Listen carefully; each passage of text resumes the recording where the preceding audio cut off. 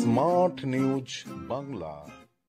2.5 লক্ষ ভোটে এই মাটিতে লক্ষণ সেনকে হারিয়েছি জনগণের সমর্থন নিয়ে। এই যে 4 আনা 8 আনা 5 পয়সার যারা এই সভাকে কেন্দ্র করে 3 দিন ধরে একটু চুলকাচ্ছিলেন, তো তাদের অবস্থাও কি হয় শুধু দেখতে থাকুন।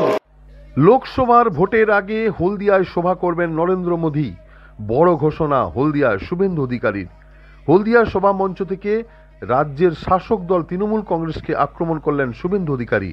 মমতা বন্দ্যোপাধ্যায়কে আক্রমণ করতে ছাড়েননি তিনি।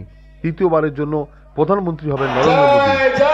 বাংলার মানুষ তাকে এবার ভোট দেবেন, সেই বার্তা এদিন শুভেন্দু অধিকারী রেখেছেন। হলদিয়ার হেলিপ্যাড গ্রাউন্ডে শুভেন্দু অধিকারী এদিন সভা করলেন। বীর বিপ্লবী তথা তাম্রলিপ্ত জাতীয় সরকারের প্রথম সর্বাধিনায়ক সতীশ চন্দ্র সামন্তের জন্মদিন, সেই উপলক্ষে এই সভার আয়োজন করা হয়। লোকসভা ভোটের আগে এই হেলিপ্যাড মাঠে নরেন্দ্র মোদী প্রচার সভা করবেন বলে জানান। 5 লক্ষ মানুষ এই সভায় উপস্থিত থাকবেন এমনটি জানান। এদিন জোর গলায় এই দাবি রেখেছেন রাজ্যের বিরোধী দলনেতা শুভেন্দু অধিকারী। সেই সভা মঞ্চ থেকে নতুন বার্তা দেওয়া হবে। শুভেন্দু অধিকারী বলেছেন, নরেন্দ্র মোদী এই সভায় থাকবেন, সেদিন নতুন পিকচার দেখাবো, এমনটাই কথা বললেন। সেদিন এত বড় বড় ইট পাথর ছোড়া হয়েছে, সেই দিন যারা পাথর ছুঁড়েছে তার মধ্যে ফিরোজ বলে একটি ছেলে, যার বাড়ি তমলুকের চনসরপুর এলাকাতে, তাকে এখনো এনআইএ জাহাঙ্গীরপুরের ঘটনাতে ইউএপিএতে গ্রেফতার করে রেখেছে। স্বাভাবিকভাবে ভারতবর্ষের যেখানে যা দেশ বিরোধী কাজ হয়, অশান্তির কাজ হয়, তার সাপ্লাই লাইনটা হচ্ছে পশ্চিমবঙ্গ।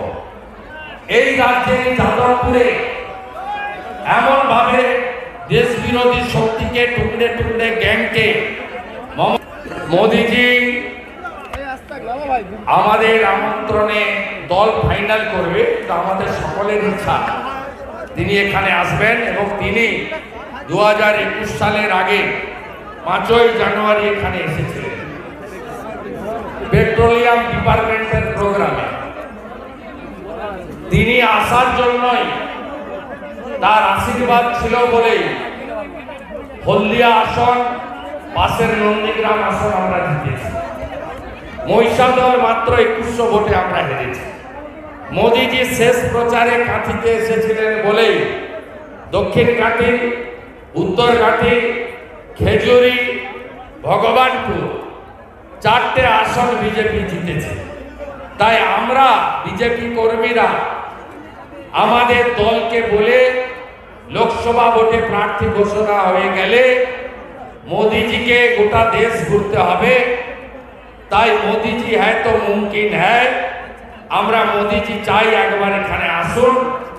ঘাটাল, কাঁথি, তমলুক, পাশে আরামবাগ, এই 4টে আসন উনার চরণ স্পর্শ হলেই আমরা দিল্লিতে কমল ছাপের লোকেদেরকে জিতিয়ে পাঠিয়ে দেব। মমতার চাকর মণিময় তার চুলের মুঠি ধরে তুলে নিয়ে গেলেন, আর কাকুকে এইমসে নিয়ে গিয়ে ভালো করে একটু পালিশ করলেন। কাকু তার সাহেবের কীর্তিটা বলে দিতে পারবে। এখানে দেশ বিরোধী সরকার আছে, যে সরকার বলে পশ্চিমবঙ্গের জাতীয় সঙ্গীত, এবং এদের আপনি কিছুদিন আগে মুখ্যমন্ত্রীর মুখে শুনেছেন জাতীয় সঙ্গীত দুটো হয় নাকি দেশে। Smart news Bangla. Smart news Bangla.